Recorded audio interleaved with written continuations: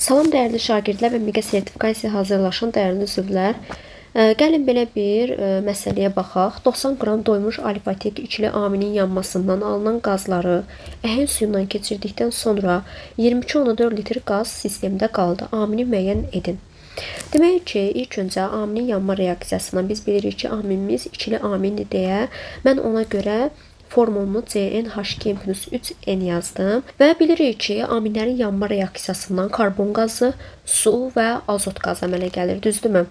Bizə deyir ki, həmin bu alınan qazları, yəni bilirik ki, buradan karbon qazı ilə azot qazı əmələ gəlir və karbon qazı ilə azot qazını əhəng suyundan keçirdikdən sonra deyir ki, 1 mol qaz sistemdə qaldı.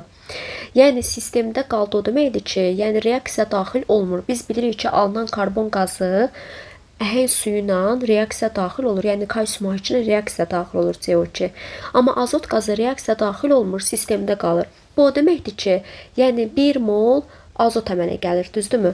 O zaman belə bir tənasüb qururam. 90 qram doymuş alifatik yandıqda 22,4 litr azot qazı əmələ gəlirsə, biz bilirik ki, reaksiya üzrə 0,5 mol, yəni 11,2 litr azot qazı əmələ gəlir. Buna da x yazıram. X buradan bərabərdir 45 qrama. Yəni aminin kütləsi 45 qramdır. Ümumiyyətlə aminimiz ikili amin olmalıdır. Ona görə A-nı atıram, D-ni atıram, B-ni atıram. Çünki A ilə B birli amin, D isə üçlü amindir, C ilə Y isə ikili amindir. Ya cavabımız C olur ya da Y olacaq. 45 qram dediyinə görə cavabımız olacaq C variantı. Çünki CH3 2 dənə NH-ın kütləsi 45 qram olur.